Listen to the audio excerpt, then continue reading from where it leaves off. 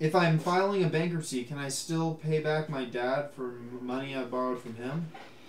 Not only can you pay back your father or your mother, your brother, your sister, your uncle, your aunt, anybody that you borrowed money from, but you should.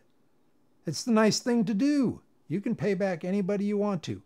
Just be sure to do this.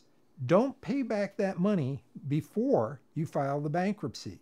Because if you pay back that money to someone close to you, an insider they're called, a family member, a business partner, a boyfriend, a girlfriend, if you pay back somebody like that ahead of a spouse, ahead of arm's length creditors, people that you borrowed money from because they're in the professional business of lending money, such as credit cards, potentially the creditors, the other creditors, or the bankruptcy trustee can avoid what is called a preference. And the way they avoid that preference is by rolling back that transaction and making your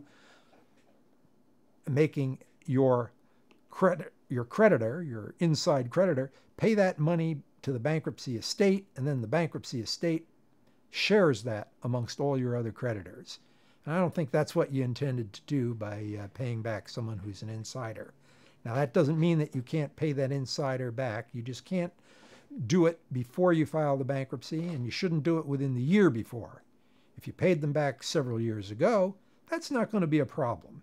But if you pay them back ahead of your other creditors right now and then file a bankruptcy the next day, well, that's an insider preference. Your arm's length creditors can also be forced to disgorge money that you pay them back in preference to other inside creditors, but that's if they've been paid back only within the last 90 days before you file your bankruptcy. With the insider creditors, up to a year or more later, they could still be forced to give back the money.